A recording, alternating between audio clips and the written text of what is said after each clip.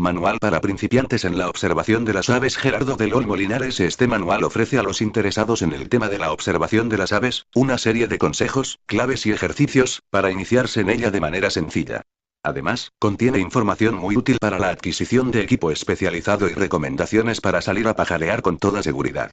Actualmente y debido a las innumerables distracciones que ofrecen las zonas urbanas, el hombre ha sufrido una desensibilización y desinterés hacia los organismos naturales. Con la observación de las aves silvestres en total estado de libertad, existe la posibilidad de contrarrestar esta desensibilización. Pues su magnífica belleza sumada a las variadas e interesantes actividades que realizan los pájaros, son un valioso factor para que la gente de las grandes y pequeñas poblaciones, comience a conocer y sobre todo a apreciar y disfrutar los numerosos atractivos que nos obsequia la naturaleza. México es un país denominado megadiverso debido a sus variados ecosistemas, climas y paisajes naturales, lo que ayuda a que tengamos 1070 especies de aves y ocupemos el 10º lugar en el mundo en cuanto a riqueza de este grupo de fauna. Indiscutiblemente un lugar privilegiado y una riqueza que debemos conocer y conservar. En Bruja de Monte, estamos seguros que el incorporar a tu vida la observación de las aves silvestres, traerá beneficios a tu salud e intelecto. Además te dará una serie de magníficos motivos para salir al campo o áreas verdes, en compañía de tus familiares y amigos. Y el convertirte en un diestro observador, te ofrece la oportunidad de llevar esta actividad al plano profesional, siendo un guía especializado y brindar tus conocimientos a observadores de aves de otros países. Pajareando www.brujademonte. Com por una cultura de las aves. Manual para principiantes en la observación de las aves. Pajareando avesmx.net. del Olmo avesmx.net. www.avesmx.net. www.averaves.org. www.aveoptica.com. www.defenders.org. Formas y patrones de huevos de aves silvestres: esférico, elíptico, cilíndrico, corto, subelíptico, subelíptico, subelíptico, largo, oval, corto, oval, oval, largo, piriforme, corto, piriforme, piriforme, largo, punteado, manchado con guirnalda, borroneado, veteado, cubierto, garabateado, marmoleado con lunares, con gorra. 1, 2, 3, 4, 5, 6, 7, 8, 9, 10, 11, 12, 13, 14, 15, 16, 17. Puntiaguda, larga, corta, ovalada, redonda, larga. Formas de las alas. ISBN 978, 607, 00, 2008, 7. Todos los derechos reservados. Gerardo del Olmo Linares. Marca registrada 2009. www.brujademonte.com. Texto, ilustraciones y diseño: Gerardo del Olmo Linares. Fotografías: Gerardo del Olmo y Luis F. del Olmo García. Colaboración: Alison Davis. Revisión de estilo: José A. Mendizábal, Roberta Reyes. Prohibida la reproducción total o parcial del contenido de este libro para cualquier fin, sin la autorización del autor. Gerardo del Olmo Linares. Manual para principiantes en la observación de las aves. Pajareando avesmx.net. Agradecimientos sin orden de importancia, pues desde sus diferentes ámbitos todas fueron igual de valiosas. Agradezco a las siguientes personas su ayuda para que este trabajo pudiera ser publicado: Alinson Davis, Dorian del C. Reyes Mendoza, Viol. Emilio Roldán Velasco, Graciela García Gómez, Dr. Héctor Gómez de Silva, Viol. Humberto Berlanga, José Antonio Mendizábal, Viol. Juan Carlos Cantú, Viol. Luis F. Cariño Preciado, Luis F. del Olmo García. Doctora Mónica G. Pérez Villafaña, Robert Strout. Prólogo. Me da mucho gusto presentar este nuevo y maravilloso libro de mi amigo Gerardo del Olmo y Bruja de Monte, pues está compuesto de magnífica información, dibujos y fotografías originales, además de ejercicios acerca de las aves y su observación, en un formato que permite la claridad y una fácil comprensión. Cuando llegué a México hace 12 años me encontré con una cultura de observadores de aves incipiente pero limitada a jóvenes biólogos y ornitólogos. Desde entonces este panorama se ha transformado y ha surgido un nuevo grupo de observadores provenientes de diferentes ámbitos de la sociedad, como artistas, amas de casa, estudiantes, profesionistas, campesinos, jóvenes, ancianos, ricos, pobres, etc. Todos nosotros hemos sido principiantes en algún momento. He aquí el valor de este manual, diseñado para instruir a aquellos que se están iniciando en la pajareada, mediante un sistema fácil y divertido, que también ayudará a instructores y observadores de aves avanzados a compartir sus conocimientos acerca de las aves y su observación. ¿En qué consiste la observación de aves? Es sencillamente la actividad por medio de la cual se aprecia y disfruta a este grupo de fauna en su medio natural, ya sea la simple observación de un colibrí en la Ciudad de México, admirar a un águila planeando sobre los desiertos de Chihuahua, a un tucán en Calakmul, a una gaviota en Baja California, a un quetzal en Chiapas, a la imponente migración en Veracruz, o simplemente disfrutar de las aves en un parque local. Existen muchos niveles de observadores de aves. Aquel que trata de ver las más de 1,000 especies que hay en México, viajando por todo el país en busca de ellas, o bien, el que solo disfruta de ellas cerca de su casa. Un observador de aves puede llegar a obsesionarse con este pasatiempo o bien ser un observador casual, pero siempre intentará que esta actividad sea divertida y gratificante.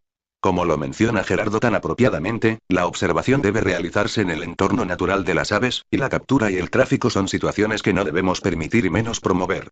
Mediante la apreciación de las aves silvestres y el crecimiento de la observación como una práctica regular, podemos esperar que disminuya la cantidad de aves destinadas a pasar el resto de sus vidas presas en pequeñas jaulas de patio, muchas veces sangrando por las plumas lastimadas al tratar de escapar, cantando solas, sin tener la posibilidad de desplegar sus alas ni volar, para lo cual están hechas, casi todas.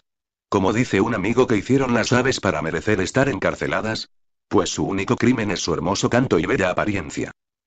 Afortunadamente, la observación de aves está creciendo en México, y ahora existen nuevos grupos y cada vez hay más observadores mexicanos en diferentes sitios de todo el país. Nuestro propio club aquí en Xalapa, Veracruz, el COAX, Club de Observadores de Aves de Xalapa, ha viajado a muchas partes del territorio nacional e inclusive hasta Panamá. También muchos miembros de proyectos de turismo de algunas comunidades se han convertido en expertos de las aves locales y ya existen muchos jóvenes mexicanos altamente calificados como guías profesionales con sus propias compañías de turismo. De igual forma, se han creado en todo el país festivales de observación de aves que se realizan durante todo el año, y se han publicado nuevas guías de campo y manuales para México, varios de ellos en español y pensando en el público mexicano. El crecimiento de la observación de aves es algo positivo. Los observadores de aves son un instrumento importante e influyente para la conservación de áreas naturales. Las aves necesitan de su entorno natural y aquellos que las observan lo saben, y cuando se organizan, pueden llegar a convertirse en una considerable fuerza para proteger estas áreas e incluso para crear nuevas. Este novedoso manual para la observación de aves de Gerardo del Olmo y Bruja de Monte es un estupendo recurso para divulgar el valor y los beneficios de la observación de aves, para lo cual necesitamos energía y recursos. Los expertos y conocedores deben compartir su pasión y conocimiento, y ahora con este trabajo tienen una excelente herramienta con la cual trabajar. Dicho manual puede ser utilizado en cursos formales en cualquier parte del país, y en otros países de habla hispana, y para varios niveles de habilidad. Puede ser empleado en pequeñas comunidades, en grupos de observación, en las grandes ciudades y de la misma manera, será útil a nivel personal. Creo que todo tipo de observador de aves podrá beneficiarse mediante el uso de este libro. Impartimos muchos cursos de observación de aves aquí en Veracruz, y esta publicación se convertirá en nuestra nueva guía.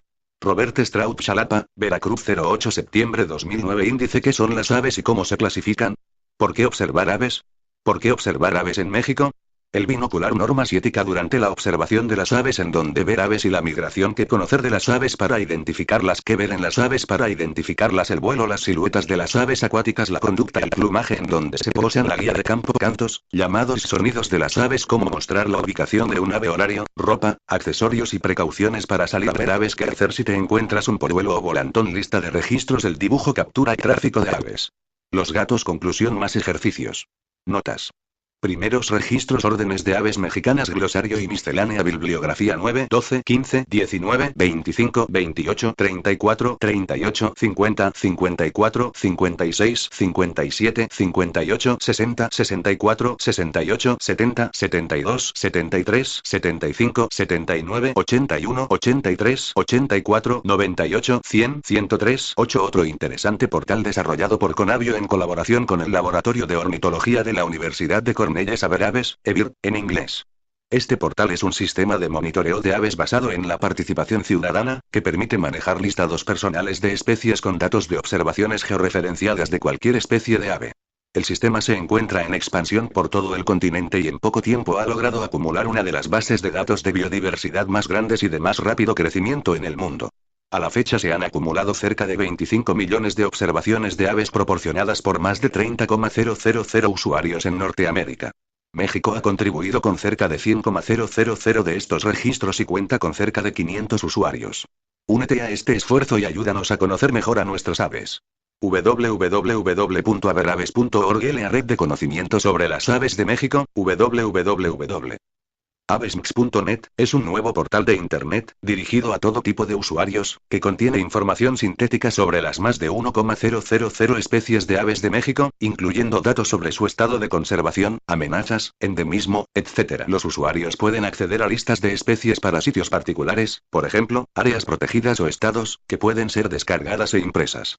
Contiene además mapas interactivos de distribución y fotografías, entre otras cosas interesantes. Asimismo es una gran herramienta que podrás utilizar con este manual. Entra, conoce y aprende. www.avesmx.net. Avesmx.net. Desde su inicio en el año 2000 la coordinación de NAPCI México está en la Conavio. NAPCI es un acuerdo entre ONGs, instituciones académicas y dependencias de gobierno canadienses, mexicanas y estadounidenses que se propone facilitar y promover la conservación de todas las aves nativas de Norteamérica y sus hábitat. www.napci.net 99 Las aves son los vertebrados de sangre caliente que ponen huevos y tienen como característica principal estar cubiertos de plumas. Para mejorar su principal medio de locomoción, el vuelo, poseen una serie de adaptaciones anatómicas fundamentales y únicas entre los seres vivos. Por ejemplo, huesos neumatizados o huecos, picos sin huesos ni dientes, ausencia de vejiga urinaria, etc., todas estas para aligerar el peso corporal. Por depender de un medio de transportación tan extenuante, su sistema respiratorio cuenta con varios sacos aéreos para optimizar la asimilación de oxígeno. Algunas de las aves no voladoras, como los avestruces, ñandúes y pingüinos entre otros, han mantenido estas características, aunque un tanto disminuidas. Estas son solo algunas de las muchas cualidades que tienen las aves. No se abordan todas las características propias del grupo, porque no es la intención de este manual hacer un estudio profundo sobre la fisiología de las aves. Recomiendo que los observadores interesados vayan conociendo gradualmente la naturaleza de la avifauna, ya que les ayudará sobradamente a conocer y comprender muchas de sus conductas y utilizarlas para su identificación. ¿Qué son las aves y cómo se clasifican? 10. Las aves han experimentado algunas modificaciones evolutivas para mejorar la capacidad de vuelo, por ejemplo. Los huesos más largos son huecos, neumatizados. El cráneo está fusionado para ser más ligero y el esternón tiene una gran protuberancia en donde se adhieren los poderosos músculos con los que aletea. Para disminuir el peso, la boca no tiene huesos ni dientes, y la función de moler la realiza la molleja. También carecen de vejiga urinaria y eliminan el exceso de agua al mismo tiempo que defecan. Desarrollaron unos sacos aéreos interconectados con los pulmones. Al circular el aire por estos órganos se optimiza la asimilación de oxígeno, lo que es muy útil a grandes alturas. 11. Clasificación. Ejemplo de clasificación del quetzal. Números de aves en México. Números de aves en el mundo. Clase aves. Orden Trogoniformes. 22 órdenes. 28 órdenes. Familia Trogonidae. 89 familias. 172 familias. Género Pharomaxurus. 470 géneros. 2,121 géneros. Especie Moxino. 1,068 especies. 9,845 especies. Conocer el orden y la clasificación taxonómica de las aves nos será muy provechoso para que la consulta de la guía de campo se vuelva rápida y manejable, puesto que la mayoría de estas publicaciones ordenan a las aves de esta manera. La secuencia de las especies en casi todas las guías de América corresponde a la que dicta la American Ornithologists Union, AO, aunque existen algunas variaciones entre una y otra.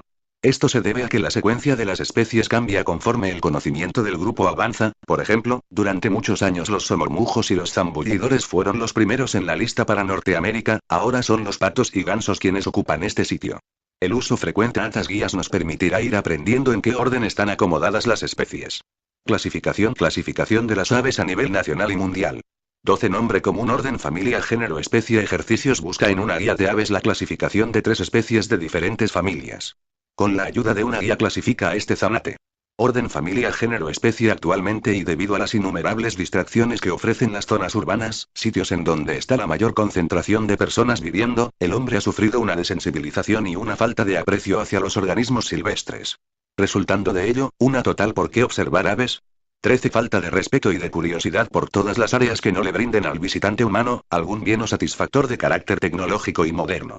Con la observación de las aves silvestres en total estado de libertad, existe la posibilidad de contrarrestar esta desensibilización. Pues su magnífica belleza, sumada a las variadas e interesantes actividades que realizan los pájaros, son un valioso factor para que la gente de las grandes y pequeñas poblaciones comience a conocer y sobre todo a apreciar y disfrutar los numerosos atractivos que nos obsequia la naturaleza. Asimismo, esta actividad se realiza principalmente a través de tranquilas y parsimoniosas caminatas, dándonos la oportunidad de practicar ejercicio al aire libre de muy bajo impacto, benéfico tanto para el corazón como para las articulaciones. Por lo tanto, es propicia para cualquier edad. No obstante, también la podemos realizar sentados cómodamente en un balcón, terraza o jardín público o particular, aunque padezcamos algún tipo de imposibilidad física que nos impida caminar. De igual forma, efectuarlo de esta manera, nos permite recibir aire corriente y sol. Como grupo faunístico, las aves son las más conspicuas y presentes en todos los ambientes, ya sean estos naturales, suburbanos o densamente urbanizados. Esto facilita su observación e identificación, y a niveles más especializados, su estudio. 14. La observación de las aves también proporciona otros tipos de beneficios tanto físicos como intelectuales, como por ejemplo el desarrollo del poder de observación, ya que al estar constantemente examinando varias partes de un pájaro con el fin de identificarlo, esta habilidad se incrementa y gradualmente la iremos desempeñando en otros aspectos de nuestra vida cotidiana. También, al estar consultando las guías y haciendo la comparación del ave viva con la que se ilustra y de su comportamiento con el descrito en el libro, se desarrolla notoriamente el poder de concentración. Quizá una de las aportaciones a la educación más rentable y actualizada que deriva de la observación de las aves, es que se puede utilizar como un magnífico ejemplo vivo de materias ecológicas y conservacionistas, ya que fácilmente se puede observar y comprender la gran variedad de las relaciones simbióticas de las aves con otros especímenes. Un ejemplo podría ser la polinización, sin la cual muchas plantas no se reproducirían. También el control de plagas que realizan las aves insectívoras, las que si faltaran, miles de plantas o cultivos serían consumidos por saltamontes, escarabajos u orugas. O la necesidad de cientos de semillas de ser consumidas por aves, procesadas en su sistema digestivo y luego defecadas a largas distancias para poder germinar y con ello propagarse.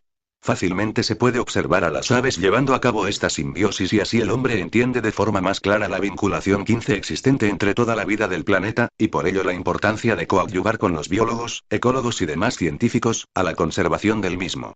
El mantener a las aves libres, sanas, protegidas y apreciadas, de alguna manera termina por favorecer nuestro estado de ánimo y por ende el físico. Solo que la gente sea completamente insensible o que nunca haya observado a un pájaro en libertad, alimentándose con lo adecuado a su naturaleza y con la conducta propia de su especie, podré comprender que su espíritu no se sienta ofendido al ver a un ave silvestre, reducida en una jaula, con el plumaje opaco por la falta de sol, con actitudes alteradas debido al prolongado encierro y peor aún, obligándola a remedar y vocalizar una serie de estupideces que el hombre a su vez le repite, para que ella las aprenda, en una actitud ridículamente antropomorfa. Todos los conceptos anteriores se aplican para justificar la observación de aves en México, pero citaré otros más que considero que reforzarán esta propuesta. ¿Es ya sabido que México es un país denominado ¿Por qué observar aves en México? 16 megadiverso, debido a sus variados ecosistemas, climas y paisajes naturales, lo que ayuda a que tengamos 1068 especies de aves y ocupemos el 10º lugar en el mundo en cuanto a riqueza de este grupo de fauna, indiscutiblemente un lugar privilegiado. En América estamos ubicados en el 7º sitio, pero nuestro país es el primero en albergar a las aves migratorias, pues la gran mayoría de ellas pasan aquí parte del otoño, todo el invierno y parte de la primavera. El número de endemismos es de 104 especies, nada despreciable, lo que representa un exclusivo atractivo mexicano. Por familia también contamos con una abundancia importante, por ejemplo. En México se pueden encontrar 57 especies de colibríes, 75 de mosqueros, 21 de citácidos, guacamayas, péricos y cotorras, 28 de carpinteros, etcétera, etcétera. Asimismo tenemos interesantes fenómenos naturales de extraordinaria belleza como el río de Rapaces en Veracruz, en donde se observan, durante septiembre y octubre, miles y miles de aves en migración utilizando la ruta del Golfo de México. O las gigantescas cavernas verticales, llamadas, erróneamente sótanos de las golondrinas, en las que podemos contemplar como miles de vencejos, no golondrinas, cotorras o péricos salen y entran todos los días del año. Igual de impresionantes son las colosales parvadas de cientos de miles de tordos, que vuelan por los estados del Bajío, sobre todo en las inmensas llanuras dedicadas a la agricultura. Nuestras aves amenazadas, también son un excelente pretexto o motivo para ver pájaros en 17 México. Tenemos aproximadamente 371 especies con alguna categoría de riesgo, por lo que se sitúan dentro de los parámetros que van de protección especial hasta en amenaza de extinción, y algunas ya están extintas en estado silvestre. Estas condiciones de peligro han sido causadas en gran parte por la ignorancia. Muchos agricultores, constructores, urbanizadores, organizaciones forestales o la simple población en general, han atentado contra alguna especie frágil o ya amenazada, principalmente porque la desconocen e ignoran por completo su existencia. Asimismo, sabemos de compañías, gobiernos o individuos inescrupulosos, que aún conociendo a la especie amenazada, alteran o devastan sus poblaciones o las áreas en donde éstas viven, con el único fin de ganar dinero y enriquecerse más de lo que ya están. Como si todo lo anterior fuera poco, la observación de las aves incluye una faceta económicamente muy interesante. Solo en Estados Unidos existen alrededor de 55 millones de aficionados a la observación de aves, que gastan en esta actividad unos 20.000 millones de dólares al año, más que los pescadores, cazadores o golfistas. Es la ocupación recreativa al aire libre que con mayor rapidez está creciendo entre los estadounidenses, 4,2% anual. Canadá guarda más o menos la misma situación, sus últimos datos publicados señalan un gasto anual de 11.000 millones de dólares al año.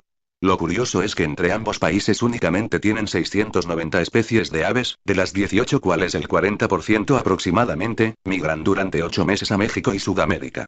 Este fenómeno natural y la enorme cantidad de especies que existen en el centro y sur del continente, obliga a esta gran población de observadores norteños a viajar. Uno de los países más concurridos es Costa Rica, que tiene unas 850 especies de aves. Se calcula que debido a estas visitas los ticos tienen una ganancia económica de 410 millones de dólares al año. Si México tiene 200 especies más y está cerca de estos dos países septentrionales, ¿por qué no tenemos este negocio plenamente desarrollado? La respuesta podría ser, porque no se realiza una divulgación constante ni masiva y por lo tanto no hay un conocimiento pleno de nuestra avifauna y tampoco se promueve una cultura de las aves como tal. Para el observador extranjero, es muy frustrante el llegar a alguna entidad y encontrarse que no hay nadie que conozca a las aves del lugar y que tampoco haya quien pueda servir de guía especializado. Además, muchos de ellos ya traen consigo una lista de las especies que desean ver, pero no saben en dónde y, por supuesto, tampoco ningún nativo lo sabe. En la misma idea del comercio, la observación de las aves es una labor que impacta poco a las áreas naturales, siempre y cuando éstas se acondicionen para que los espectadores se hospeden ahí. Pero, si únicamente se usa el área para entrar a observar, como expliqué, el impacto es mínimo. Sería suficiente solo la creación de algunas veredas, que por lo regular ya existen en casi todos estos 19 lugares, y quizá la construcción de un observatorio elevado que ayudara a la observación de las aves que viven o forrajean en el dosel arbóreo. Por otra parte, el pajarear beneficia enormemente a la biota, pues entre menos perturbada esté el área y mayor sea su riqueza botánica, la abundancia de aves se incrementará significativamente, atrayendo con ello a más visitantes. Aún más, el único trabajo que deberá hacer la comunidad a cargo, será vigilar que el sitio permanezca lo más limpio e inalterado posible, lo que no requiere gastos ni acciones excesivas. Por todo esto, puedo asegurar que la observación de las aves, es verdaderamente una actividad de enorme nobleza en todos sus sentidos y un proyecto 100% sustentable en todos sus aspectos. El binocular es el equipo más importante y el que hará que la observación de aves en verdad sea disfrutable. La calidad del mismo también es fundamental, ya que entre más fino, luminoso, ligero y ergonómico sea, nos permitirá tener una visión el binocular 20 más clara y nítida. Cuando decidamos comprar uno, deberemos de considerar las cualidades anteriormente citadas, además de preferir el que tenga el enfoque más corto, que sea de color discreto, antiempañante, resistente al agua y al polvo, y comprender que el precio será recíproco a la calidad. No busquemos algo barato esperando obtener un buen funcionamiento. Una de las principales desventajas de los equipos económicos es su falta de luminosidad y mala captación de los colores. También es importante no dejarnos llevar por las especificaciones. Para la observación de aves en bosques, selvas y ciudades en donde regularmente estas no se mantienen quietas por mucho tiempo ni estarán a más de 20 metros de distancia, las especificaciones ideales son 8x32 u 8x42. Los 10x32 o 10x42, igual sirven pero, regularmente tienen menos luminosidad y menor ángulo de visión. Los números de dichas especificaciones significan: el primero, cuántas veces se verá más grande lo que tengamos encuadrado, y el segundo, corresponde al diámetro del objetivo o lente frontal, directamente relacionado a la luz que captará el binocular, esto es, un X32 es un poco menos luminoso que un X42. Los binoculares que tienen especificaciones mayores a las anteriormente citadas, por ejemplo, 12x50, 15x50 etc., son muy grandes y pesados y su campo visual es bastante más reducido. Estos equipos son buenos, y mejor si están montados en un trípode, para observar aves acuáticas o 21 baleadoras, que normalmente se mantienen mucho tiempo en un mismo lugar y se encuentran a grandes distancias. Existen dos tipos de binoculares. Porro, que es muy común y aun siendo de buena calidad puede ser barato. Sin embargo tiene el inconveniente de ser muy voluminoso y pesado, lo que se advierte aún más después de varias horas de caminata. Si se encuentra uno ligero entonces hay que desconfiar de la calidad de sus lentes y de sus prismas. También por su diseño hace que sea muy difícil sellarlo contra agua, polvo o que no se empañe. De hecho, es bastante más compacto y prácticamente no se encuentran a la venta binoculares de este tipo que sean de mala calidad. Aunque su precio es más elevado, a la larga vale la pena, ya que su diseño de solo dos piezas, hace que se sellen fácilmente porro 22 techo y los mejores, no se empañan, soportan el agua, el polvo, la nieve y hasta los golpes. Y sobre todo, por su diseño tan compacto, para obtener una luminosidad aceptable, no es posible usar cristales o primas corrientes. ¿Cómo ajustar y usar el binocular? La manera de ajustar un binocular a tu agudeza óptica y a la distancia de tus ojos es: primero abre o cierra los dos oculares hasta que ambos coincidan con tus pupilas, foto 1. Posteriormente, si no usas anteojos, extiende los anillos que separan los oculares de los ojos, puede ser girándolos hacia la izquierda o desplegándolos si son de hule. Si usas anteojos que no sean de contacto, entonces asegúrate de que estos anillos permanezcan plegados o sin extender, fotos 2 y 3. A continuación observa cualquier objeto y enfócalo lo más posible con el barril central de enfoque, foto 4. Después busca en qué ocular se encuentra el anillo de ajuste de dioptrías que tiene 23 unas pequeñas marcas como estas. Más o, foto 5. Casi siempre está en el derecho. A continuación observa por el binocular únicamente con el ojo abierto en donde estén las dioptrías. Si no puedes cerrar solo un ojo, tapa el ocular poniendo la mano en la parte frontal. Foto 6. Estando en esta posición encuadra el mismo objeto y gira el anillo de las marcas de dioptrías hacia la derecha o izquierda, hasta que la visión con ese ojo sea clara. Una vez hecho esto, abre los dos ojos y enfoca nuevamente con el barril central el mismo objeto. Tu visión deberá ser óptima, enfocada y cómoda. Si no es así, repite toda la operación hasta que lo logres. Foto 1. Abre o cierra hasta que se ajuste a la distancia de tus pupilas. Foto 2. Si no usas anteojos, extiende los anillos oculares, así las pestañas no tocarán los oculares. Foto 3. Si usas anteojos, mantén sin extender los anillos, así tus ojos quedarán más cercanos a los oculares. 24. Al usar el binocular, lo más complicado es encontrar o apuntar con él un ave u objeto que se desea ver. La manera más sencilla es buscar el objeto por toda el área con la vista libre. Una vez que se encontró, no hay que quitar para nada la vista del lugar en donde se encuentra, ni mover la cabeza y solo hay que subir a los ojos el binocular, para luego enfocar. El uso de este equipo al principio puede ser complicado y a veces muy desesperante. Lo único que soluciona esto es la práctica. Ensaya cuantas veces sea posible con objetos estáticos o con aves que no se muevan mucho. Foto 4. Barril central de enfoque. Foto 5. Con el anillo de ajuste de dioptrías podrás adecuar el binocular a tus requerimientos ópticos personales. Foto 6. Si no puedes cerrar solo un ojo, entonces tapa con la mano el objetivo necesario. 25. Como mencioné al principio de este manual, el pajarear es una actividad sensibilizadora, noble y que beneficia al medio ambiente, precisamente porque no lo altera. Ese mismo beneficio lo deben de recibir igualmente las aves, quienes siempre merecerán respeto y consideración. No se intentará por ningún medio electrónico o mecánico como iPod, grabadora o reclamos, atraerlas o alterar su conducta o tranquilidad solo con el fin de poder observarlas. Existe un recurso más natural con el que muchos observadores de aves suelen atraerlas o hacer que salgan de los matorrales, consistente en hacer un repetitivo sonido con la boca que suene pish, pish, pish. U otro similar que se logra imitando un beso tronado en el dorso de la mano, muach, muach, muach. Ambos se deberán usar con cautela y moderación, ya que también pueden intranquilizar seriamente a las aves y más aún cuando es temporada de reproducción y están anidando. Siempre será más meritorio, si logramos observarlas con solo paciencia y perseverancia. Normas y ética durante la observación de aves. 26. Si se encuentra un nido activo, recomiendo no acercarse para verlo ni para tomarle fotos, son muy sensibles en esa época. Debemos retirarnos lo más pronto posible, pues los padres estarán cerca y muy alarmados. En cuanto al número más conveniente de personas para hacer un grupo de observación, yo recomiendo que no sea mayor de 10. De esta manera es más fácil el mantenerse unidos, no hacer tanto ruido y lo principal, todos tienen mayor oportunidad de ver a las aves. Las personas deberán ir caminando lo más silencioso posible, hablando en voz baja y buscando aves. Cuando alguien encuentre una, sin gritar les avisará su ubicación a los demás. Y si le es posible, ayudará a todos a que la localicen. Es conveniente hacer paradas durante unos instantes, cada 5 o 10 minutos y no siempre mantenerse caminando, pues existen algunas aves que en cuanto sienten que alguien se detuvo cerca de ellas, salen al descubierto para curiosear o huir. Las siguientes recomendaciones son muy importantes. No se extraerá del sitio ningún tipo de materia orgánica o inorgánica nativa, como plantas, piedras, plumas, ramas, nidos, huevos, insectos, semillas, etc. Estos materiales son 27 parte importante del ecosistema y muchos otros organismos se benefician de ellos.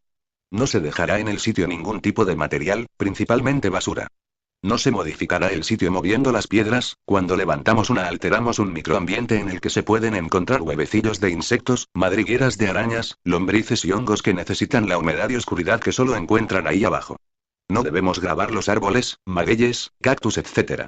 Cometer esta imprudencia, además de no tener nada de estético, más bien desluce a las plantas, y estas quedan expuestas a infecciones que fácilmente las pueden matar. Por seguridad no se debe salir de las veredas establecidas, pues las víboras, alacranes, tarántulas o ciempiés normalmente no salen a los caminos, sino que se ocultan entre la vegetación, pudiéndonos encontrar alguno. También corremos el riesgo de caer en algún hoyo o tropezar con una rama, ya que la vista la llevamos hacia arriba en busca de pájaros. Por otro lado, el caminar constantemente por una vereda, va compactando el piso de tal forma, que impide por mucho tiempo el que resurja la vegetación, debido a ello es mejor mantener los caminos ya hechos y no crear nuevos. 28. Las posibilidades de ver aves no se ciñen a zonas prístinas, áreas naturales o lugares poco habitados por seres humanos. Cuando menos en México, puedo asegurar que no hay un solo lugar, ni ninguna época del año en la que no sea posible ver algunas aves silvestres. Cierto es que entre más alejado de espacios urbanos esté el sitio en el que vamos a pajarear, aumenta la posibilidad de encontrar especies más raras y atractivas, pero, por alguna razón, el número de especies, así como de individuos parece disminuir. Por ejemplo, en un parque público que sea muy céntrico y que tenga un cuerpo de agua de medianas dimensiones, es fácil observar de 20 a 30 especies sin importar la temporada del año. No obstante, si salimos sin un guía especializado a un bosque o desierto alejado de la ciudad, las probabilidades de ver a más de 25 especies no son muy altas. Sin embargo, los pájaros observados serán raros, huidizos y varios de ellos de bella apariencia. Es cuestión de decidir qué queremos para ese día: cantidad o calidad.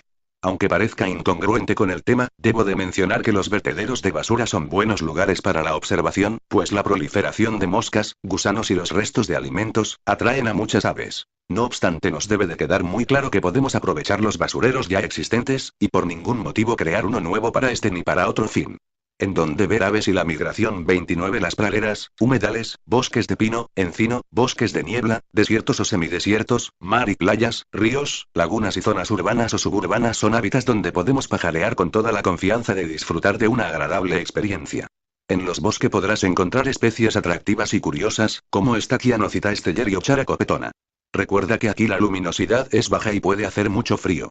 Bosques. Las praderas y humedales son excelentes sitios de observación, en donde podrás ver especies acuáticas, vadeadoras y terrestres como Charadrius montanus o Chichicuilote montañés. Praderas y humedales. Los ríos de altitudes de más de 1000 msnm nos dan la oportunidad de ver al Cinclus mexicanus o tordo acuático, pero muchas otras especies también habitan muy cerca de ellos. Ríos. 30 Las playas son muy atractivas para la observación y el meternos mar adentro nos da la oportunidad de ver aves pelágicas, como Oceanodroma leucoroa o petrel de rabadilla blanca. Mares y playas. El desierto es un hábitat en el que se ven aves muy interesantes, como Campylorhynchus bruneitapilus o matraca grande, además de muchas otras. Desiertos. El espeso follaje, el calor y humedad reinantes, la abundancia de vida y por ende de alimento, originan que las selvas sean un maravilloso lugar para ver aves como Tangara cabanisio gusanero alinegra. Selvas. Las zonas urbanas y suburbanas son la mejor opción para iniciar con la observación de las aves. Aquí veremos muchos pájaros tan hermosos como Altilogonis cinereus o Capulinero gris. Zonas urbanas. 31 1, 2, 3 Eremopila alpestris, Alondra egreta tricolor, Garza flaca Larus hermani, Gaviota apitizca. 1, 2, 3 Ejercicios. Indica en qué hábitats viven estas tres aves. Menciona una especie que viva en cada uno de estos hábitats. 1 bosque templado, 2 desierto, 3 humedal, 4 selva, 5 playa o mar y 6 zona urbana o suburbana.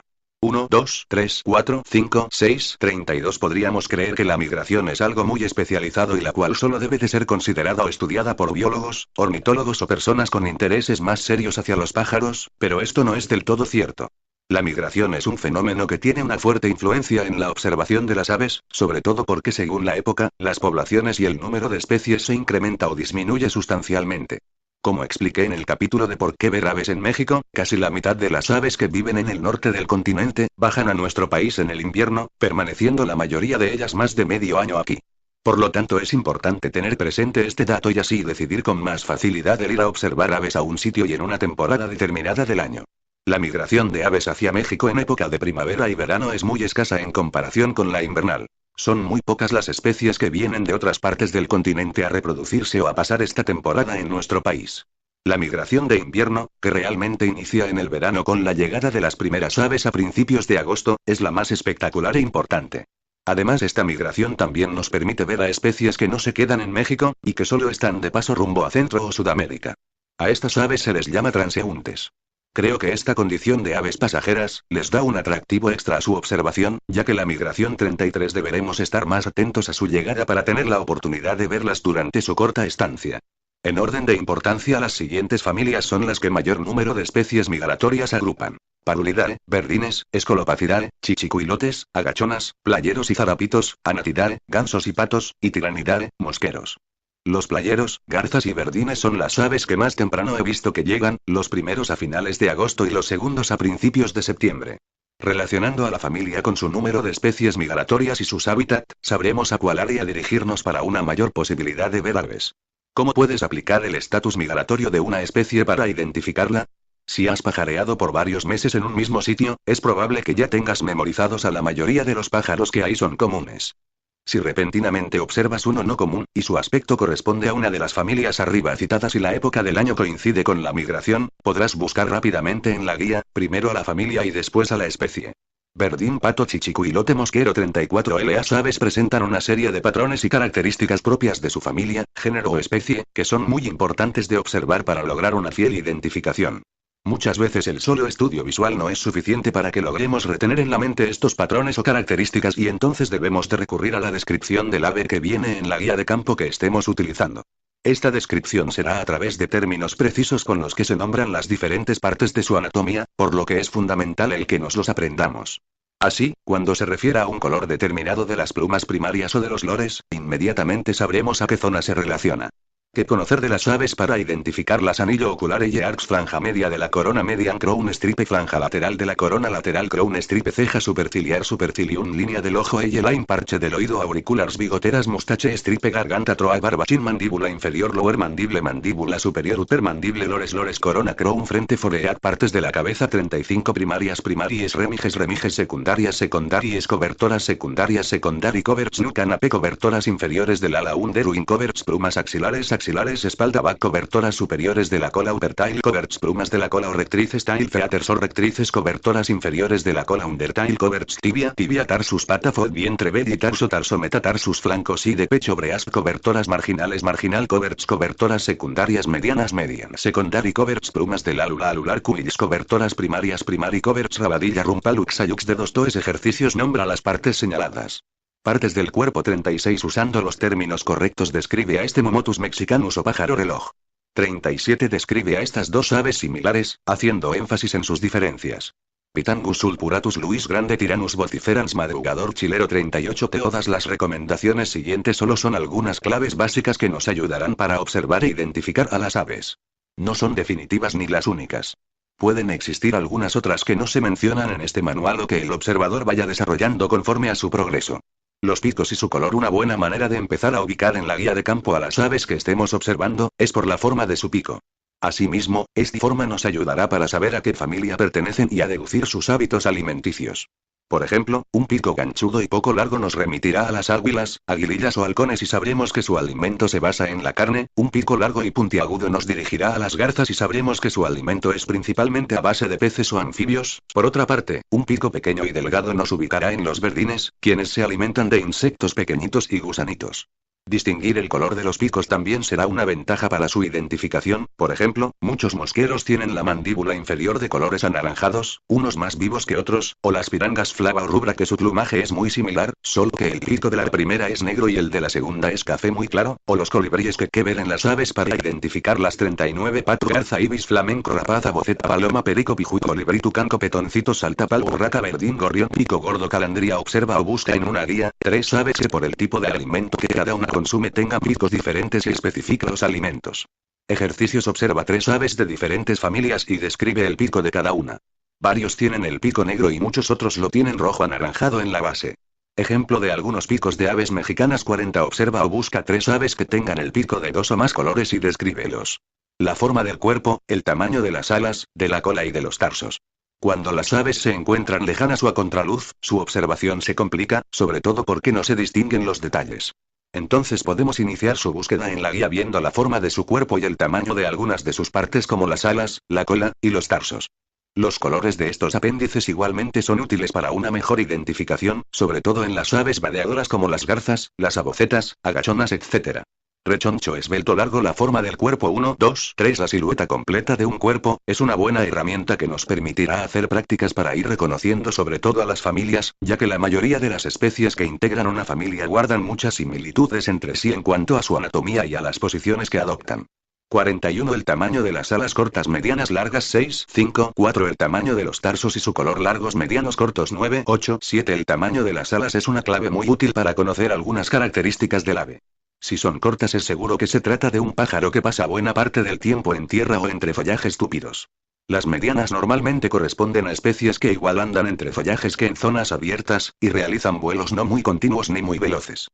Si son largas es muy posible que se trate de un ave que realiza largos pero sobre todo veloces vuelos. Hay que recordar que los tarsos no son las patas, estas últimas se encuentran al final del tarso y en ellas están los dedos, con los que agarra, se rasca o lo que pone directamente sobre el suelo el ave, o sea el pie. Decir que la pata y el tarso es lo mismo en un ave, es como decir que nosotros escribimos 42 con el antebrazo o nos ponemos los zapatos en la pantorrilla. El observar los tarsos nos sirve para ubicar al ave lo más acertadamente dentro de su familia, ya que mientras más largos sean estos, más fácil será saber que pertenecen a un ave vadeadora.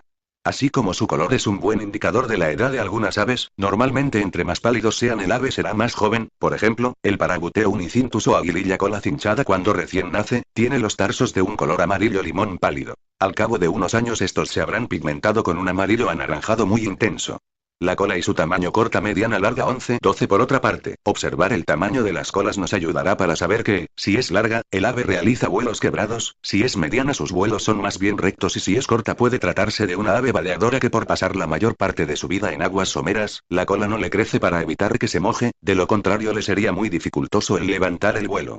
10, 43, 9, 5, 3 ejercicios de todas las siluetas anteriores, ubica a la NUM 3, la NUM 5 y la NUM 9 en sus respectivas familias.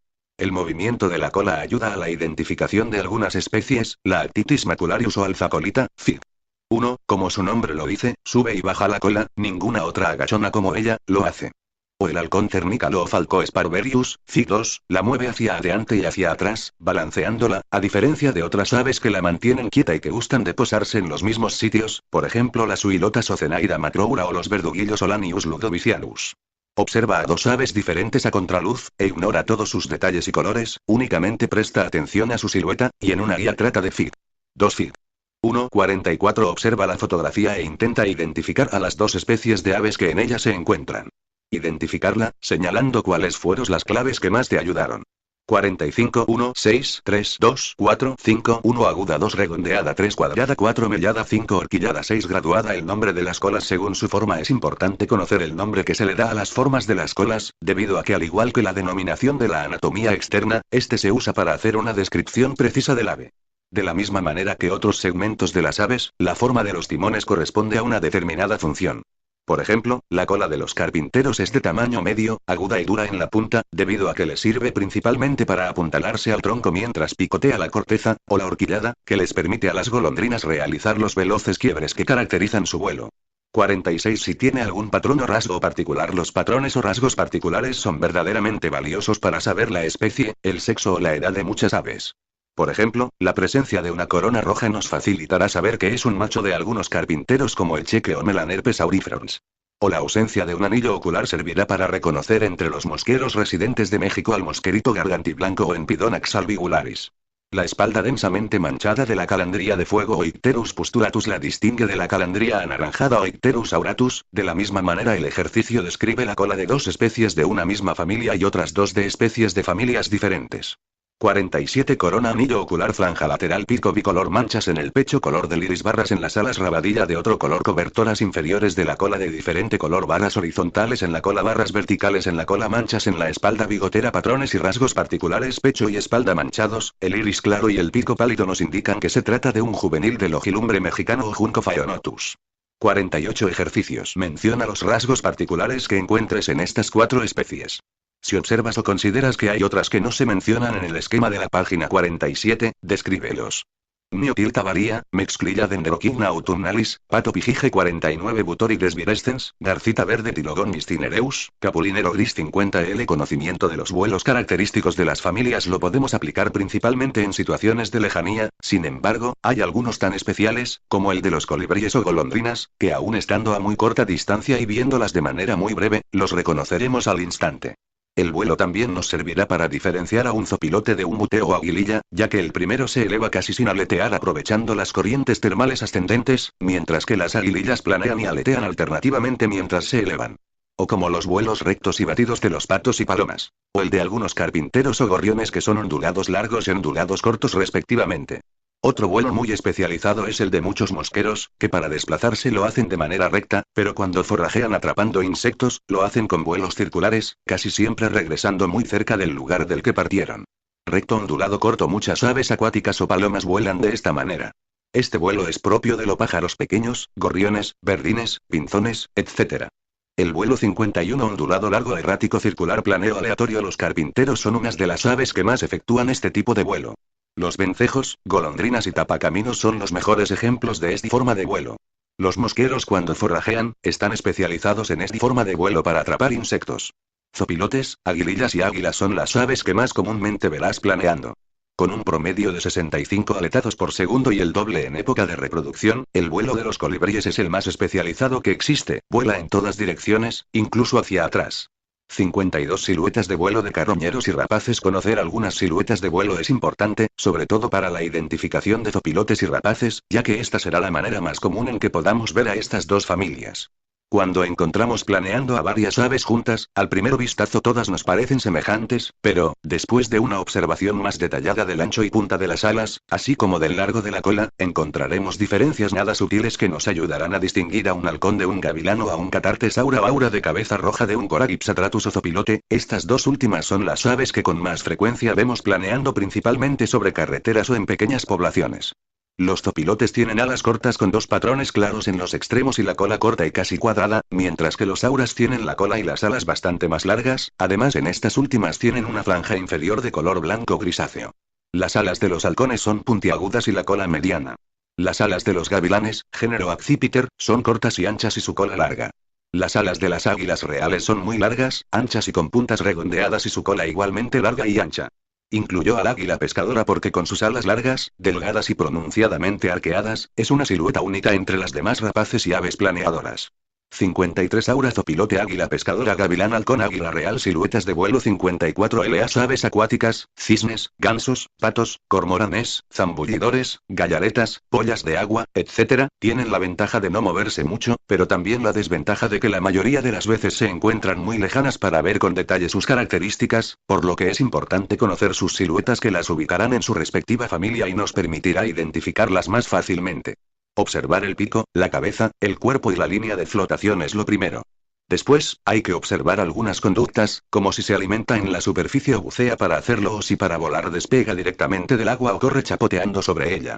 Asimismo, es útil ver la posición de la cabeza cuando el ave va nadando. Siluetas de las aves acuáticas. Los cisnes son enormes y su cuello es muy grueso, largo y erguido. Siempre mantienen la línea de flotación alta. Los gansos también tienen un cuerpo voluminoso pero su cuello es más corto aunque igual de grueso. Línea de flotación 55. La mayoría de los patos tienen el pico romo y de tamaño medio. Y al igual que los cisnes y gansos, mantienen la línea de flotación alta. Los cormoranes tienen el cuerpo largo, pico delgado y ganchudo en la punta. Mantienen su línea de flotación muy baja. Nadan con la cabeza ligeramente inclinada hacia arriba. O el zambullidor achichilique, que es mucho más grande y tiene el pico muy agudo con una curva ascendente en la mandíbula inferior. Su línea de flotación también es baja. Entre los zambullidores hay tres apariencias muy marcadas. Como la de este zambullidor orejudo, con el pico agudo y una cresta que no siempre la trae levantada. O el zambullidor pico pinto, que tiene el pico triangular muy ancho en la base, y casi siempre mantiene la línea de flotación bastante baja. Las gallaretas y pollas de agua se confunden fácilmente con los zambullidores, pues también a veces bucean, pero, estas guardan una línea de flotación media, y cuando nadan, el pico lo llevan inclinado hacia abajo.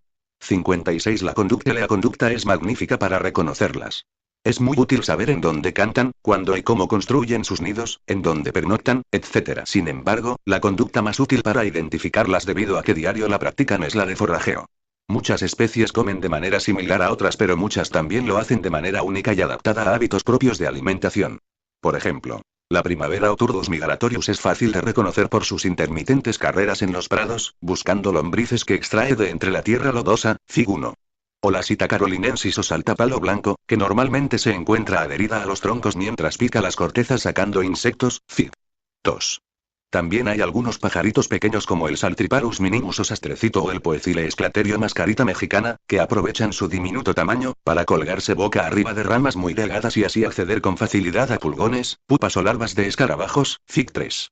Fig 1 Fig 2 Fig 3. Conociendo las conductas, podremos distinguir una especie o saber a qué familia pertenece el ave.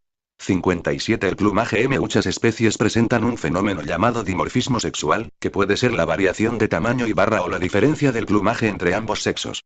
Por ejemplo, en la calandría cañera o Icterus gálgula, PAC. 74. La hembra es amarillo pálido, mientras que el macho tiene patrones y colores bien definidos. La mayoría de los juveniles muestran colores opacos y patrones no delimitados. Otra circunstancia relativa al plumaje, es la que algunas especies experimentan según la época del año. Por ejemplo, la recurvirostra americana o pico curvo, cambia su aspecto en primavera y adquiere colores brillantes e intensos en la cabeza y las alas, llamado plumaje reproductivo, y en invierno se torna grisácea, a lo que se le llama plumaje invernal o no reproductivo. Esta muda de plumas la experimentan más las aves acuáticas, playeras y vadeadoras, como gaviotas, patos, agachonas y aborcetas. Saber qué especies sufren estos dimorfismos y mudas estacionales, nos facilitará su rápida búsqueda e identificación en la guía. Plumaje reproductivo, plumaje no reproductivo 58. Buen indicio para identificar a un ave es el lugar en donde está posada. Cierto que esta conducta no es una regla y muchas veces encontramos pájaros parados en los lugares más extraños o en sitios en los que nunca creeríamos que esa especie en particular llegaría a posarse, pero algunas especies son tan constantes en repetir la percha, que es bueno mencionarlo. Por ejemplo, los cables para la electricidad son muy asistidos por palomas, huilotas y tortolitas. En la parte superior de las cercas en donde normalmente se instalan alambres de púas podemos encontrar varios mosqueros o verdugos y en los postes que sostiene dicha cerca, a veces se posan cuitlacoches o carpinteros. También es verdad que a las aves de la ciudad se les observa posadas en un sinnúmero de sitios como antenas, cornisas, arbotantes, letreros, etc., pero es indiscutible que los árboles siempre serán las perchas preferidas por todas las especies. Esto se debe a que en ellos encuentran todo lo necesario para vivir, alimento, cobijo y seguridad. Por lo tanto será muy valioso que vayas aprendiendo el nombre común de los árboles de tu comunidad, y si te es posible de toda tu ciudad, así podrás dar referencias exactas de tus observaciones y además sabrás qué aves y qué árboles guardan una relación simbiótica más estrecha y provechosa. 23 en donde se posan 59 1 2 3 5 4 6 7 8 9 10 11 12 13 14 15 16 17 18 19 20 21 22 1 zanate, 2 estornino, 3 tórtola, 4 gorrión, 5 golondrina, 6 cernícalo, 7 cuervo, 8 saltapared, 9 verduguillo, 10 chichicuilote, 11 tortilla con chile, 12 mosquero, 13 cenzongle, 14 codorniz, 15 carpintero, 16 pato, 17 saltapalo, 18 martín pescador, 19 chara, 20 vireo, 21 bud, 22 cardenal, 23 verdín. 23. La guía de campo también es parte importante del equipo, aunque no indispensable, ya que la sola observación puede ser muy placentera. Ejercicio: observa e identifica a 10 aves y anota en dónde las viste posadas. La guía de campo 1, 2, 3, 4, 5, 6, 7, 8, 9, 10, 61. Pero, si se quiere pasar al siguiente nivel y comenzar una lista de registros o simplemente identificar las aves que estamos viendo, entonces sí será necesaria esta valiosa herramienta. Desafortunadamente para México no existe ninguna que se pueda considerar la ideal, pues unas están en inglés y no tienen todas las imágenes de las aves del país, como la de Stephen G. Owen titulada The Guide to the Bird of Mexico en Northern Central America. Esta por su tamaño y peso tampoco la recomiendo para campo, ya que tiene 853 páginas y pesa más de 1,5 kg. La guía que sí tiene ilustradas a todas las aves de México es la Bird of Mexico en Central América de Bert Van Perlo. Sin embargo, no son muy buenas las imágenes y las fichas son muy breves. En mi experiencia estas dos guías se complementan estupendamente, la primera para el gabinete en donde se podrá consultar con toda comodidad la gran cantidad de datos que contiene y la segunda, por su ligereza y su tamaño ideal para transportarla en el campo. Existe otra guía para las aves mexicanas que es la más completa en idioma español, titulada Aves de México Guía de Campo, de Roger Torrey Peterson, pero, es muy vieja, 1989, y aunque ha sido reeditada varias veces, no está actualizada, por lo que varios nombres científicos ya cambiaron y el orden de las especies ya no es el mismo y tampoco contiene todas las imágenes de las aves mexicanas. Hay algunas locales de reciente aparición que pueden ser muy útiles, con el inconveniente de ocuparse solo de regiones o localidades 62 determinadas. Una de ellas es la de las aves de Coahuila de Don Aldegundo Garza, que como guía local, la considero de las mejores, tanto en tamaño como en diseño e información, dejando que desear un poco en cuanto a imágenes y en precio. Al principio la consulta de estos libros es un tanto confusa, pero todos traen instrucciones de cómo utilizarse y poco a poco uno se irá familiarizando con ellos, no hay que desesperar. Por cierto, muchas de las claves que en este manual se dan para la observación e identificación de las aves, serán muy útiles a la hora de buscar en una guía, sin importar cuál de ellas se consulte. También se han publicado algunos trabajos relativos a las aves mexicanas que nos podrán ayudar a conocer a una familia en particular, así como aprender cantos y llamados de las aves de zonas determinadas, y otros más que nos orientarán estupendamente para saber a qué localidades del país podemos ir a ver aves, por ejemplo, a Bird Finding Guide to México de Steve Boyle que es para todo México, o la guía de sitios para la observación de aves en Veracruz de Robert Straub, que como su título lo dice, es solo para la zona jarocha. Ambas traen listados de aves muy útiles para identificar pájaros con el apoyo de una guía. Al comprar una guía de campo revisa que tenga buenas imágenes, que traiga mapas de distribución claros y que las fichas sean lo más explícitas posible. 63 guías locales o limitadas a una área en particular de México. Guías de campo útiles para la observación de aves en México. 64 publicaciones sobre sitios en donde observar aves en México. Publicaciones especializadas en algunas familias particulares que habitan en México. Cantos, llamados y sonidos producidos por las aves. Aves y pájaros. Todos los pájaros son aves, pero no todas las aves son pájaros. Ave es el término general 65 para todo el grupo de vertebrados con plumas. Los pájaros son un subgrupo de pequeñas aves que tienen desarrollado el canto.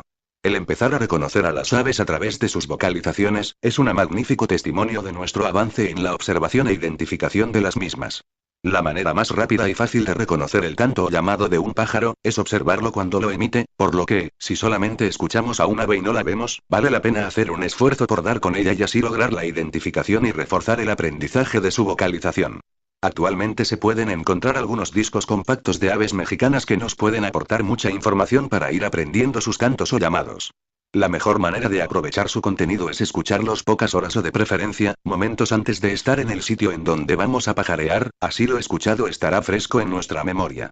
Esta especialización de escuchar, incorporada a la observación de las aves, es muy valiosa cuando se lleva a niveles científicos con monitoreos de poblaciones, pues así no será necesario ver al pájaro para poder hacer su registro.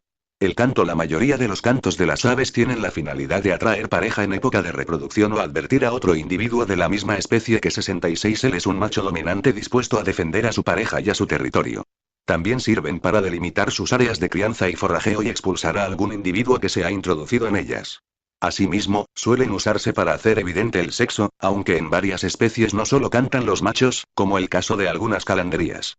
El llamado lo emiten las aves con el propósito de avisar a sus congéneres que hay algún peligro cercano, para comunicarles a otros individuos la presencia de comida o para hacer que se reúnan los polluelos o las parvadas.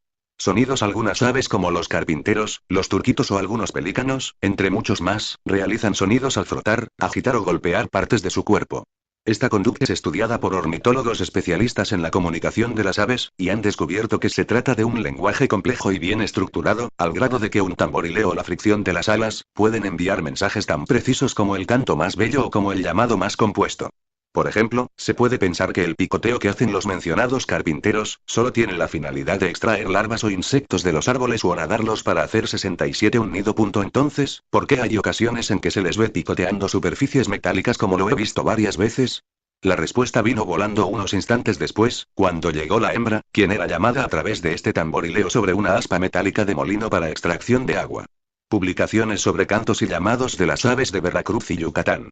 Ejercicio. Haz una salida en la que solo anotes a las aves que observes vocalizar o producir algún sonido. Si oyes alguna que no puedes ver, esfuérzate por encontrarla mientras la sigas escuchando.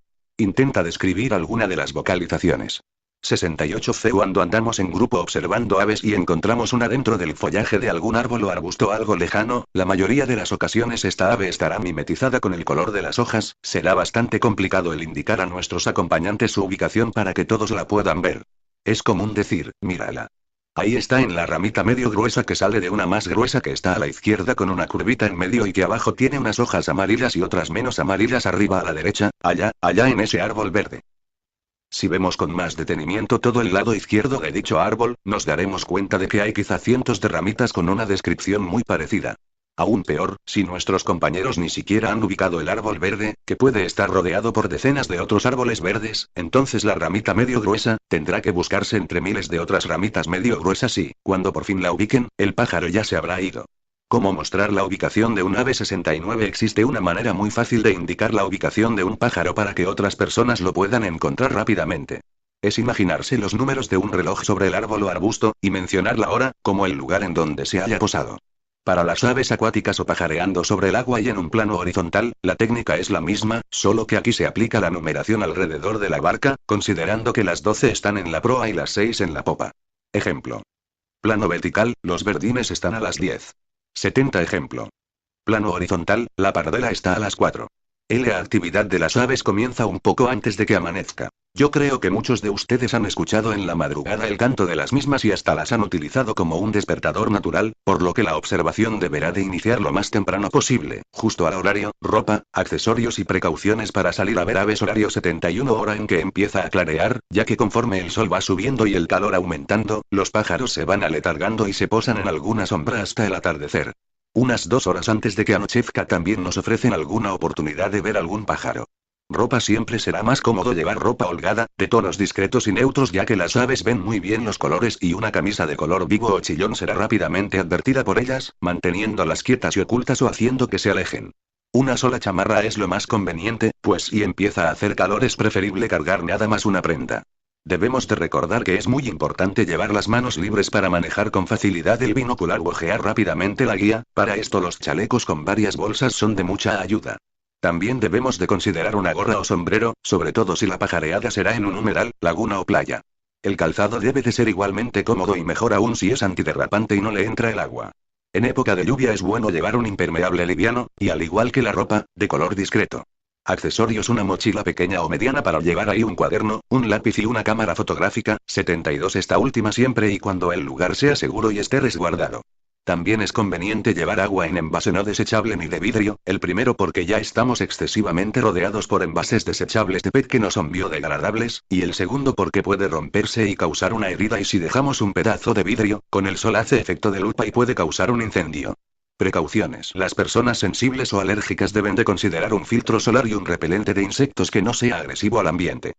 Cuando nos encontremos un polluelo o volantón que se ha caído del nido, si no peligra debemos dejarlo en el mismo sitio, pues seguro los padres lo estarán vigilando y aún en el suelo ellos seguirán cuidándolo hasta que se logre.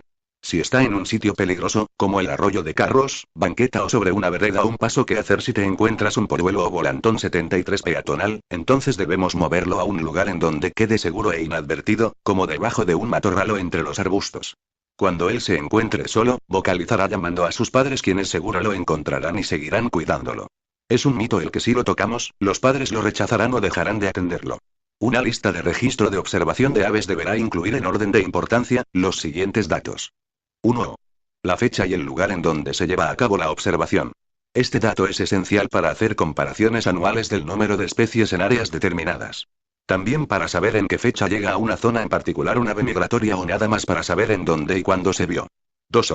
El nombre científico del ave es indispensable ya que en México muchas aves reciben varios nombres comunes, por ejemplo, a la Esturnella magna en el norte le dicen pralero, en el lista de registro 74 centro del país le dicen tortilla con chile y en el sur lo llaman perdigón.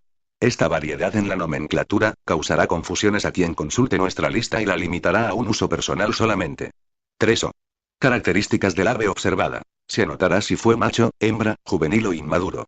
Para que tus datos puedan ayudar a los ornitólogos a calcular poblaciones, confirmar migraciones atípicas o cualquier otro fenómeno relacionado a las aves, deberás considerar de manera muy seria el ser honesto y escéptico durante tus pajareos. Nunca registrarás como observada e identificada a una especie cuya identificación no sea 100% segura. No inventarás haber observado conductas raras, ni aves anormales como albinos, híbridos, enfermos, etcétera, etcétera. Y si en verdad observaste algo raro, será conveniente que describas el suceso al final de la lista de ese día, así posteriormente podrás cotejar o comentar con otro observador el fenómeno y obtener coincidencias o confirmaciones.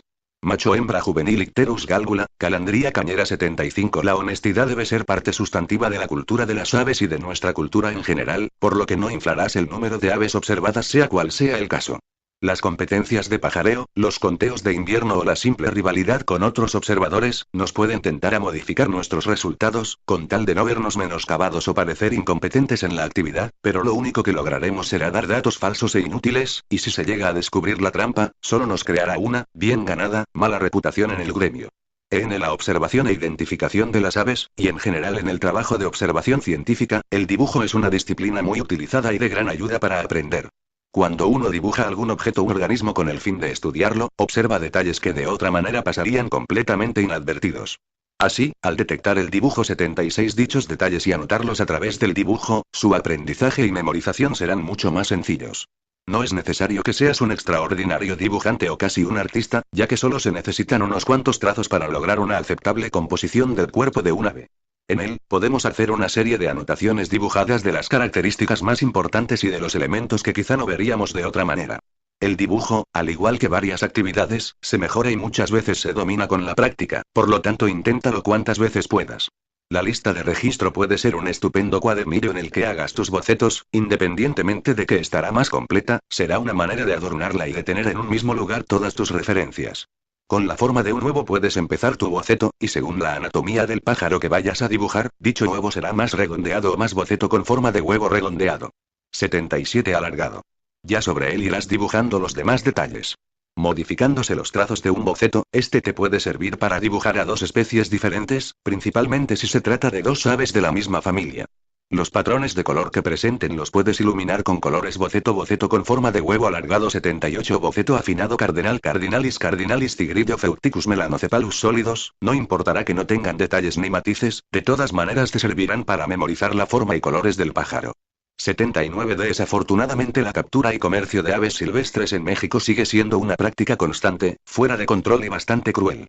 Incluyó este tema debido a que si la gente empieza a conocer y apreciar a las aves mexicanas por medio de su observación, podría malentender la actividad o trastocarla en su provecho, sintiéndose por el conocimiento adquirido, con la autoridad para comprar o capturar un ave silvestre o, ahora que ya las conoce, puede sentir el simple deseo de tener una y dirigirse a cualquier mercado y comprarla sin saber que 70% de las aves capturadas para venta mueren mucho antes de ser comercializadas.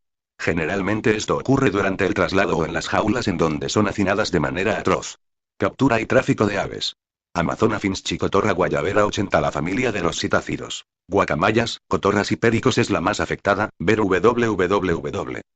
pericosmexico.org, aunque también muchas otras especies de aves canoras son víctimas de esta práctica inhumana. Tampoco saben que, todo este comercio se hace con una escasa supervisión de las autoridades responsables, tanto federales como estatales y que los permisos de captura que se les otorgan a los comerciantes, son fácilmente falsificados y o alterados, además de no estar sustentados por ningún estudio o análisis de las poblaciones de aves silvestres ni de la biota del área de donde fueron extraídas, y con ello diagnosticar cómo será impactado el ecosistema por la falta de estos individuos. Tampoco saben que, una vez que un pájaro es capturado y puesto en una jaula está prácticamente condenado, debido a que sufre una serie de trastornos y contaminaciones, que hacen que la reintegración a su hábitat sea sumamente difícil, costosa y la mayoría de las veces, inviable. Debido a esto, es imprescindible que la gente que se inicie en la observación de las aves, así como la ciudadanía en general, tengan bien presentes todos los datos anteriores, y sobre todo que comprendan que los animales silvestres no son mascotas, no son de compañía, no son de ornato, no son actores ni cómicos y no son mercancías. Que no debemos de pagar por verlos hacer payasadas o acrobacias, las que son el resultado de malos y despiadados tratos. Y que no debemos de comprarlos ni mantenerlos en cautiverio. 81. El gato doméstico es uno de los depredadores más efectivos de la Tierra. Tan solo en Estados Unidos existen 80 millones de gatos domésticos y 120 millones de gatos ferales y sus poblaciones siguen creciendo. Desafortunadamente en México no tenemos publicado ningún dato o estadística a este respecto, pero todos sabemos que los gatos, perros, palomas y en ciertos sitios también las ardillas, se han convertido en una plaga que afecta tanto a otros animales silvestres como al mismo ser humano. ¿Qué es un gato feral? Es un gato que vive libre, pasó de ser doméstico y vivir en casa con sus amos a ser abandonado. Los gatos más igual 82 vive en las calles de las ciudades o en sus inmediaciones, busca y consigue su alimento en cualquier medio, como en la basura, asaltando cocinas o tiendas y principalmente cazando pequeños animales. En todo el mundo está fuera de control y es una plaga. Los gatos domésticos y ferales son una importante amenaza para las aves, ya que su instinto cazador no se aminora aunque estén bien alimentados, y la gente no se da cuenta de que su mascota aunque esté bien nutrida, mataría un pájaro al día si se le diera la oportunidad. Igualmente los gatos son serios depredadores de grandes insectos, arácnidos, lagartijas y roedores silvestres. Se estima que en los Estados Unidos mueren cientos de millones de aves silvestres al año por ataques de estos felinos. El ataque no tiene que ser devastador, con que el gato únicamente hiera con la boca y entre una pequeña cantidad de saliva a la herida, el ave sucumbiría por infección, por lo que es importante concientizar y convencer a la población de que esterilicen, cuiden y mantengan muy vigiladas a esta y a todas sus mascotas. También es necesario persuadir a las personas que alimentan a los gatos o perros callejeros, que es un proceder egoísta más que otra cosa, que no es benéfico para la sociedad en su conjunto y que antes de hacer un bien, provocan una plaga. Que estos animales son muy prolíficos de por sí, y al estar bien alimentados producen grandes camadas que se incorporan a las zonas urbanas y suburbanas, sin que se vacunen, desparasiten ni esterilicen.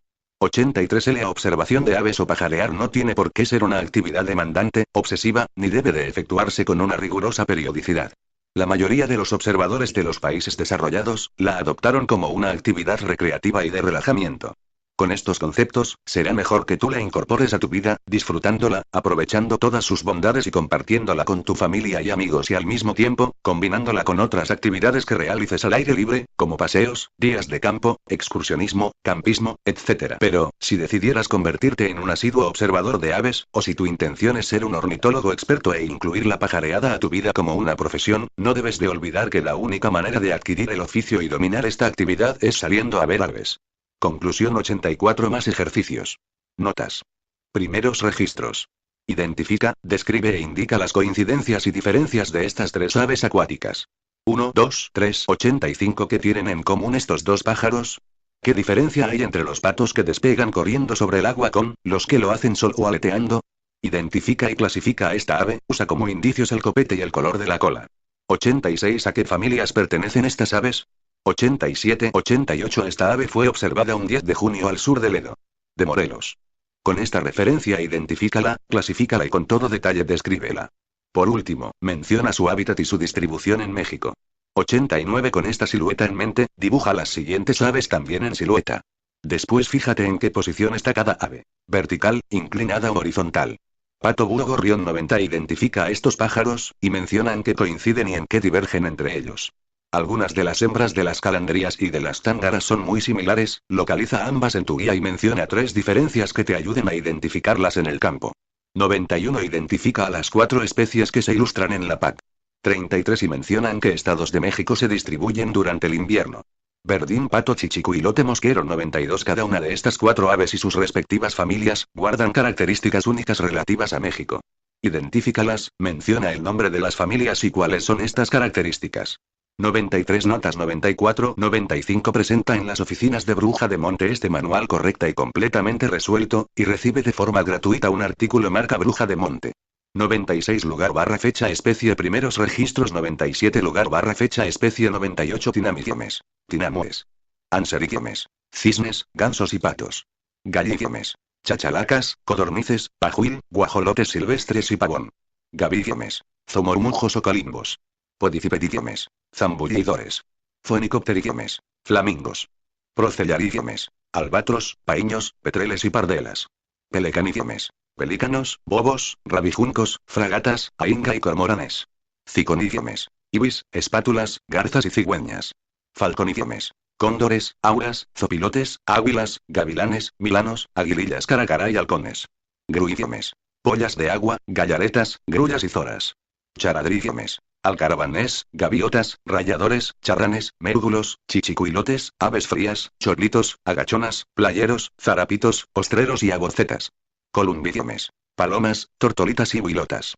Órdenes de aves mexicanas con el fin de que te vayas familiarizando con la distribución de las especies que encontrarás en las guías de campo. A continuación se relacionan los órdenes de aves que habitan en México, incluyendo cada uno sus respectivos grupos de aves con sus nombres comunes en castellano.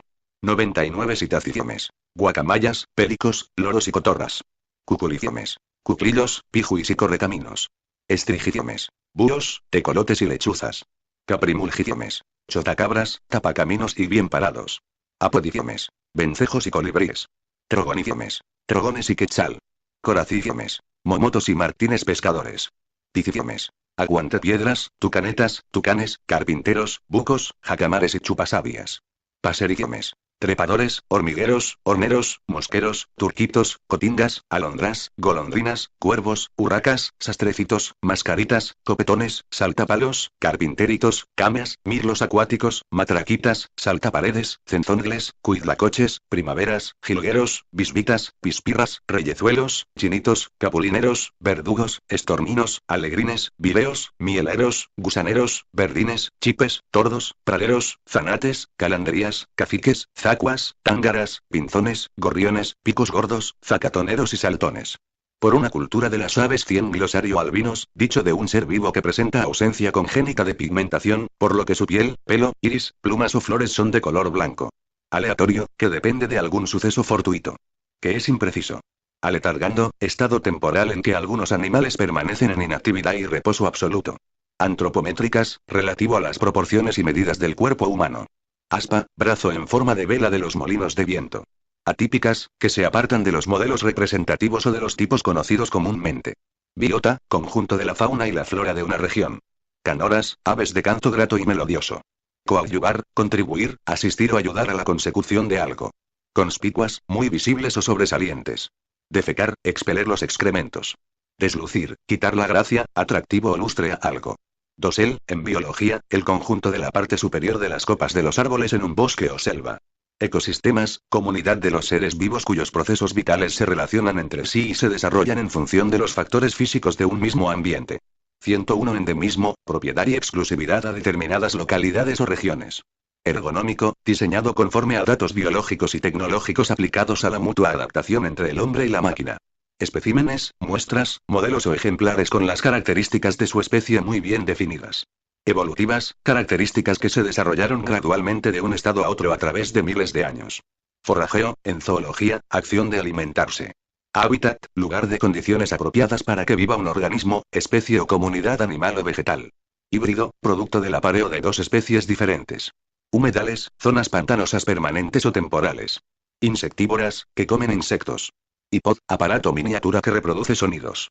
Matices, unión de diversos colores mezclados con proporción. Menoscabo, causar mengua o descrédito en la honra o en la fama. Microambiente, área diminuta en la que una serie de pequeños organismos están ligados y dependen de ella. MSNM, abreviatura de metros sobre el nivel del mar.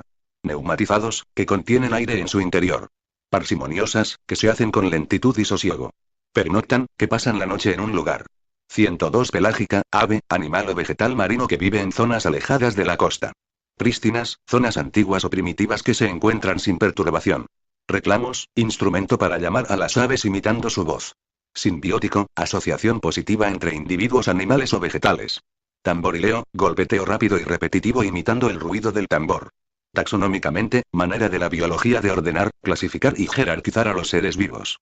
Vinculación, unión o atadura de una persona o cosa con otra.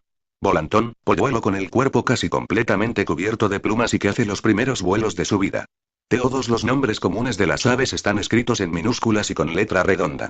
Todos los nombres científicos de las aves están escritos en latín, con mayúscula el género y minúscula la especie y ambos en cursivas. El nombre común que utilizo para las aves aquí mencionadas, es el primero de una lista de nombres que recibe esa especie, publicados por la biol. Lillian Birkenstein en su libro Native Names of Mexican Bird y corresponde al más usado en todo México. Los consejos y claves que integran este trabajo, están dirigidos a la observación e identificación de las aves diurnas. Para la observación de aves nocturnas se pueden aplicar algunos de ellos, pero se deberán tomar otras medidas y seguir otras claves. La mayoría de claves y recomendaciones expresados en este manual, las he adquirido con la observación de aves en México. Por lo que debido a su posibilidad de movimiento y cambio de hábitat de las aves migratorias, algunas de estas claves podrán ser poco útiles si se aplican en los lugares o países en donde dichas aves pasan la primavera y el verano, sobre todo, porque en esta época se reproducen, y muchas de ellas modifican de manera importante su conducta y varias también su apariencia. Los siguientes sitios en la Internet, te pueden brindar valiosa información relativa a las aves. www.pericosmexico.org, www.ibiología.unam.mx, www.cipamex.org. MX, www.gor.cornell.edu, www.au.org, www.birdlife.org, www.youngreglist.org. Si tienes fotografías de aves mexicanas que no sabes qué especie son, envíalas para su identificación a info@brujademonte.com. Tienen que estar en formato JPEG y es indispensable que menciones la fecha y el lugar en donde fueron tomadas. Miscelánea 103 American Ornithologists Union. 2006. Checklist of North American. 7 th. American Ornithologists Union, Washington, después de Cristo. Disponible en línea en http://www.au.org. Birkenstein, L.R.E. Tomlinson. 1981. Native Names of Mexican. Fish and Wildlife Service, Washington después de Cristo. Berlanga, H. Oliveras de Ita, A. Benítez, H. Escobar, M. Ex. 2006. Taller para la identificación de prioridades para la conservación de aves en la red de ICAS y AMP de México. Napci/Conavio Burton, G. 2008. Fintin Youru Inks. Peterson Field Gurides, Houghton Mifflin Company. New York. USA. Ceballos, G. y L. M. Valdelamar. 2000. Las aves de México en peligro de extinción. Fondo de Cultura Económica, México, DF. Cornell, Devil of North America Online. 2008, Cornell Lab Ornithology, American del Olmo, LG y E. Roldán. 2007. Aves comunes de la Ciudad de México. Bruja de Monte, WWF, México, DF. Del Olmo, LG 2009. Las calandrías y su parentela. Bruja de Monte, Defenders of Wildlife, México, DF. Gómez de Silva, H. y A. Oliveras de Ita. 2003. Conservación de aves. Experiencias en México. Conavio, Cipamex, National Fish and Wildlife Foundation, México, DF. OEL, SNG y S. Web. 1995. Agui de Todever of México en Northern Central America. Oxford University Press, New York. Young, Red List of Threatened Species. 2007. http://www.youngredlist.org Kaufman, K. 1990. Advanced Birding. Peterson Field Guides. Houghton Mifflin Company. New York. USA. National Geographic Society. 2006. Field Guide to the Bird of North America. 5TA. Ed. National Geographic Society, Washington, D.C. Navarro, A. y H. Benítez. 1995. El dominio del aire. Fondo de Cultura Económica, México, D.F. Perkins, C. 2006. La gran enciclopedia de las aves. Editorial Diana, México, D.F. Peterson, R.T. y E.L. Chalif. 1989. Aves de México. Editorial Diana, WWF, México, D.F. Podulka, S. R.W. Rorbaut J.R. y R. Bonney. 2004. Handbook of Bird Biology, 2O. E Cornell Lab of Ornithology. Ithaca, New York. USA. Sibley, D.A. 2000. The Sibley Guide to Bird. Alfred A. Knopf, New York. Sibley, D.A. 2001. The Sibley Guide to Bird Life y Behavior. Alfred A. Knopf, New York. Thompson, B. E. 2005. Identify Yourself. Houghton Mifflin Company. New York. USA. Wilson, R. G. y H. Ceballos Lascurain. 1993. The Bird of Mexico City. Segunda ed. BBC Printing and Graphics Ltd., Ontario. Bibliografía Colofón.